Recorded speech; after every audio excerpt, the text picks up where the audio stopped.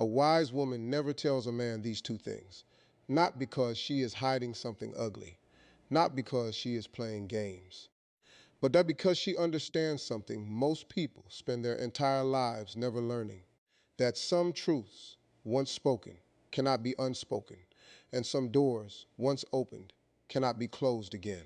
There is a kind of woman who moves through the world with a quiet, almost invisible power. She is not cold, she is not manipulative. She simply knows the difference between honesty and exposure. She knows that vulnerability is a gift, not a currency to be spent carelessly on someone who has not earned the right to hold it. And in every relationship she has ever built, she has protected two specific truths. Truths are so personal, so tender, that revealing them to the wrong person at the wrong time, in the wrong way, could quietly unravel everything she has worked to become. Today, you are going to learn exactly what those two things are. But I want you to stay with me until the very end, because the second one is the one almost nobody talks about. And once you hear it, you will never look at your own relationships the same way again. Let's start with something you already feel, even if you've never said it out loud. Think about the people in your life who you trust completely. Now, think about the ones you trust only halfway. What separates them isn't how much they know about you, it's how carefully you chose what to give them. Every human being, whether they admit it or not, is constantly making decisions about what to reveal and what to protect. This isn't dishonesty. This is emotional architecture. It's how the human mind survives in a world where not everyone who asks for your heart deserves to hold it. And nowhere is this more delicate, more dangerous, more consequential than in a relationship between a man and a woman who are falling in love or trying to build something that lasts. Here's the uncomfortable truth psychology has known for decades, but rarely says plainly. Intimacy is not built by telling someone everything. Intimacy is built by telling someone the right things, at the right pace, in the right emotional climate. Too much too soon doesn't create closeness, it creates imbalance.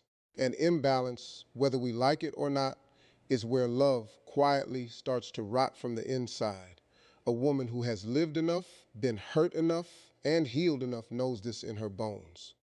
She isn't secretive because she doesn't trust him. She is careful because she has learned, sometimes through devastating experience, that certain words hand over power. And power, once given away in the wrong moment, is brutally hard to take back. Now keep listening, because in the next few minutes, I'm going to walk you through exactly what happens inside a man's mind, psychologically, not romantically, when a woman crosses these two invisible lines. And I promise you, by the time we get to the second one, you will understand why so many relationships that look perfect on the outside quietly died from the inside, and nobody could ever explain why. Let's talk about the first thing a wise woman never tells a man, at least not carelessly and not too early. She never tells him the full, unfiltered depth of how much she needs him, not how much she loves him. Love, she can say. Love is warm, love is generous, love invites closeness. But need is different. Need is a confession of dependency. And there is a particular kind of psychological shift that happens in a man's brain the moment he becomes convinced that a woman's emotional stability, her happiness, her sense of self, is now fully in his hands. Some men rise to that responsibility beautifully, but many, if we are honest, and this video is going to be honest with you, many men subtly, unconsciously, begin to relax the moment they feel fully secured. This isn't a moral failure so much as a wiring issue, a pattern rooted in how pursuit and comfort interact with the reward centers of the brain. Psychologists call this fluctuations in perceived scarcity. When something feels guaranteed, the brain stops working to protect it as intensely. It's not that he stops loving her. It's that the part of him that once stayed up at night, wondering if he might lose her, that part goes quiet. And when that part goes quiet, effort quietly goes with it.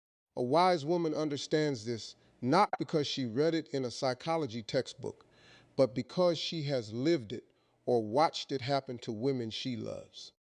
She has seen a relationship shift the exact week she said, I don't know what I'd do without you, or you're the only person who makes me feel okay. Not because those words were untrue, but because those words, spoken too plainly, too often, too early, told his nervous system, you are safe now, you don't have to try as hard. So she doesn't lie about her feelings. She simply doesn't hand him the entire truth of her emotional dependency on a silver platter. She lets him feel her warmth, her affection, her genuine desire to build something with him. But she keeps one door slightly closed, not locked, just closed. Because behind that door is her sense of self. And she has learned, often the hard way, that the moment a man believes he holds all of a woman's emotional oxygen, he stops checking if the tank is full. This is where I need you to pause for a second and really think about your own life, your own relationships, your own patterns, because what I'm about to tell you next is the part almost nobody survives learning too late. There is a second thing, a deeper thing, something even more dangerous than the first, and it has ended marriages that looked from the outside absolutely unbreakable. Stay with me because we're about to go somewhere most relationship advice is too afraid to go. Let's slow down here because this is where most people misunderstand what wisdom in love actually looks like. Wisdom is not withholding love. Wisdom is not playing hard to get, keeping score, or treating affection like a bargaining chip. That's manipulation dressed up as strategy, and it collapses eventually because relationships built on games are relationships built on sand. What we're talking about is something far more mature, the discipline of self preservation. A wise woman gives real love, deep love, the kind that shows up, that stays, that fights for the relationship on hard days. But she never confuses giving love with erasing herself. And this brings us to a psychological truth that most people never fully absorb until they've lost themselves once already. A relationship cannot survive on one person's identity alone. If she pours her entire being into him, her moods depending entirely on his attention, her sense of worth rising and falling with his mood, she isn't building intimacy. She's building a structure with only one load-bearing wall. And eventually, under enough weight, it falls. Think about every story you've ever heard, maybe even lived, where a woman gave everything, her time, her energy, her identity, her friendships, her own dreams, to a relationship, only to watch the man slowly pull away, not out of cruelty, but because there was nothing left to reach for. Human attraction, as unfair as this sounds, is partly built on a small, persistent element of mystery, not deception. Mystery. The sense that there is more to discover, more depth to earn, more of her to understand. When a woman reveals the full, desperate depth of her emotional need too early, she accidentally removes the mystery and replaces it with certainty. And certainty, while comforting, is not what keeps a man leaning forward. Curiosity does, slight unpredictability does. The subtle sense that she is a whole person with a life, a mind, and an identity that exists independently of him, that does. So the wise woman protects this truth fiercely. She lets him see her love, but never lets him see her lose herself. She keeps her friendships. She keeps her hobbies. She keeps pieces of her world that are entirely hers, untouched by the relationship, not as a strategy to manipulate him, but because she understands something fundamental about human psychology. People don't fall in love with emptiness. They fall in love with fullness. A woman who is fully herself, with or without him, is infinitely more magnetic than a woman who has poured her entire identity into being his. This is the difference between a woman who is loved and a woman who is needed to be loved. And the wise ones learn, often through painful trial and error, which one actually lasts. Now, here comes the second thing, the one I told you we would get to, the one that is genuinely harder to hear, because it cuts closer to how most of us were raised to believe love should work.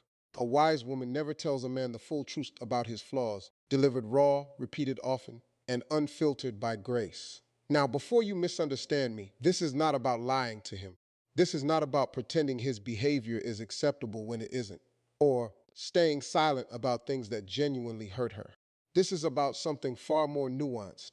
The psychological difference between criticism that tears a man down and feedback that helps him grow, and how devastatingly easy it is to confuse the two when emotions are high. Here is something psychology has proven again and again in study after study on relationships, on communication, on the nervous system's response to perceived attack. When a person feels criticized at their core identity, not their behavior, but who they don't improve. They defend. This is called the fundamental defensiveness response, and it is hardwired into all of us, men and women alike. But there is something specific about how many men, particularly those raised in environments where emotional vulnerability was treated as weakness, respond to repeated, unfiltered criticism from the woman they love. It doesn't motivate them to become better.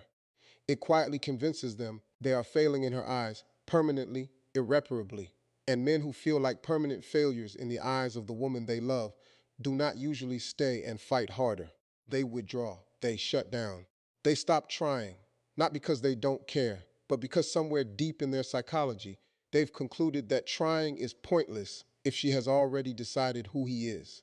A wise woman understands this distinction with startling precision, even if she couldn't explain the neuroscience behind it. She knows there is a version of honesty that builds a man up even while addressing what's wrong, and a version of honesty that simply unloads her frustration onto him in the rawest possible form, leaving him no room to grow, only room to feel condemned. So when he does something that hurts her, disappoints her, falls short of who she needs him to be, she does not catalog every flaw he has ever shown her and deliver it in one devastating monologue. She does not compare him out loud to what he could be, what other men are, what he used to be before he got comfortable.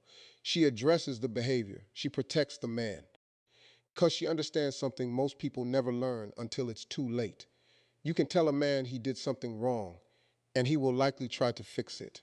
But if you tell him he is something wrong, lazy, weak, not enough, a disappointment, something inside him quietly closes, and it almost never fully opens again, not for her, and often not for anyone after her either. This is the part where I need you to really sit with what I'm about to say, because it might be uncomfortable, and it is meant to be. Every time a woman says the fully unfiltered, brutally honest version of every flaw she sees in a man, not because she's trying to help him grow, but because in that heated moment she wants him to feel exactly how much he's hurt her, she is, whether she realizes it or not, handing him a permanent identity. And identities, once given by someone we love, tend to become self-fulfilling. Tell a man often enough that he's selfish, and he starts to believe there's no point pretending otherwise. Tell a man often enough that he never does enough, and he stops trying to do more, because in his mind, more was never going to be enough anyway. This is not an excuse for real accountability. Real accountability matters, and a wise woman never becomes a doormat who swallows her pain to keep the peace. But she has learned the art of addressing what hurts her without annihilating who he is in the process. And that distinction, the space between correcting behavior and condemning identity, is one of the most powerful, least understood tools in psychology, and almost nobody teaches it, especially not to women who were raised to believe honesty means saying everything you feel exactly as intensely as you feel it, the moment you feel it.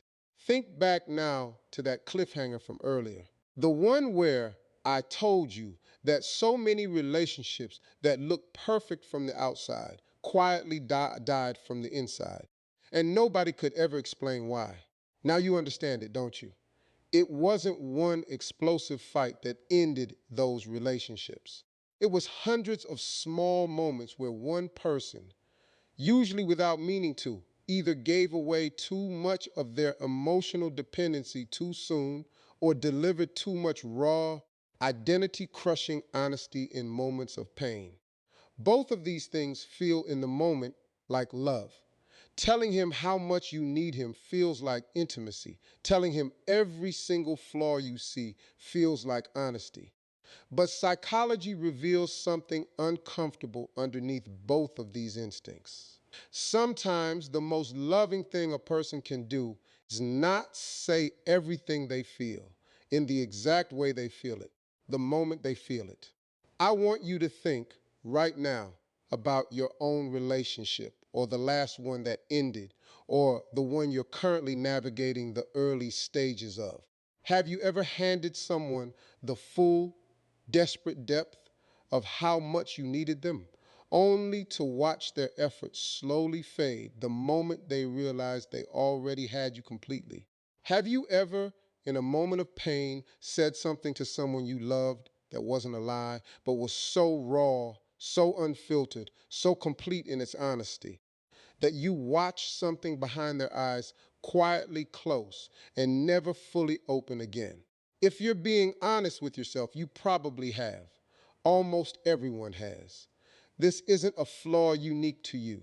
This is a universal human pattern repeated across generations, across cultures, across every kind of relationship, because nobody ever sat us down and explained the psychological weight of these two particular truths. And here's what makes this even more complicated, even more human. A wise woman isn't wise because she was born knowing this. She's wise because she learned it, usually through heartbreak, usually through watching a relationship slowly dissolve and asking herself again and again what went wrong. She learned that vulnerability without discernment isn't strength, it's exposure. She learned that honesty without grace isn't integrity, it's cruelty wearing the mask of truth.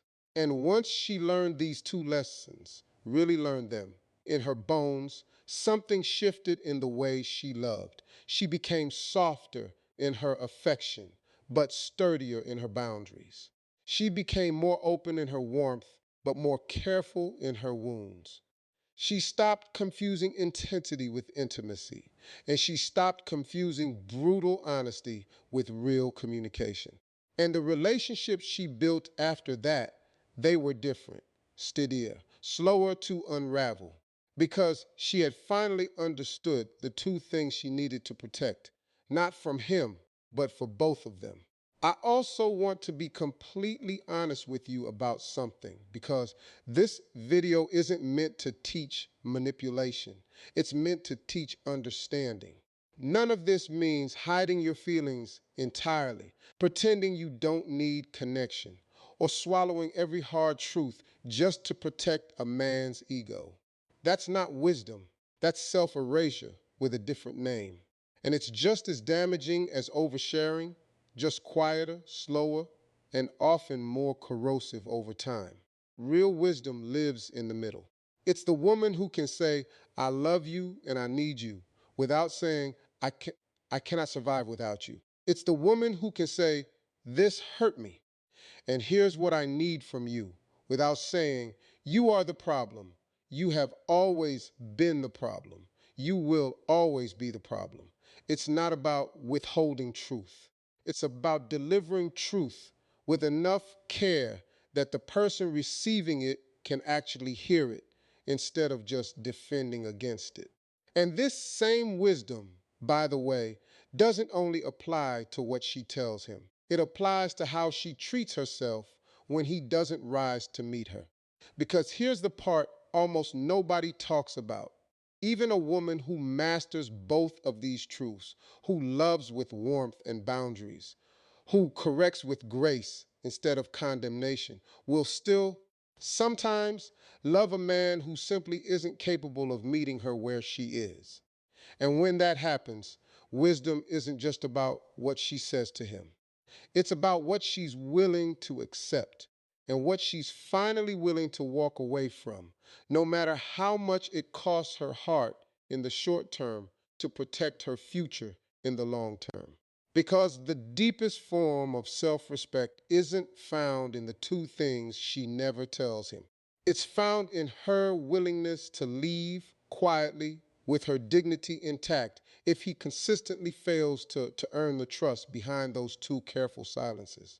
If you've made it this far, I want you to really think about the relationships in your life, not just romantic ones, but every relationship where you've had to decide how much of yourself to give and how much truth to deliver and how. Because these two lessons, believe it or not, aren't just about love between a man and a woman. They're about every human connection where vulnerability and honesty have to be balanced with self-protection and grace. The friend who needed you too much, too fast. The moment you told someone exactly what you thought of them and watched the relationship never quite recover. These patterns repeat everywhere because they're not really about romance. They're about the psychology of trust itself and how fragile, how precious, and how easily damaged it truly is. So here is what I want you to walk away with today. Love fully, but don't disappear into someone else's approval of you. Speak honestly, but don't confuse honesty with cruelty disguised as truth-telling. Protect these two things, not out of fear, not out of manipulation, but out of the quiet, hard-earned wisdom that some truths need timing, some vulnerabilities need trust that has actually been proven, and some honesty needs enough grace attached to it that it builds a person up instead of tearing them down. This is what separates relationships that survive from relationships that quietly, invisibly, come apart at the seams while everyone around them wonders how something that looked so strong could fall so silently. Now, I want to ask you something, and I genuinely want you to answer honestly in the comments below, because I read every single one. Which of these two things has been harder for you to protect in your own life? How much you needed someone, or how honestly you told them the truth when they hurt you? Tell me your story. Tell me what you learned, what you wish you'd known sooner, or what you're still trying to figure out. Because somewhere in these comments, someone else is going to read your words and realize they're not alone in this. And that, more than anything else in this video, might be the most powerful thing we build here together.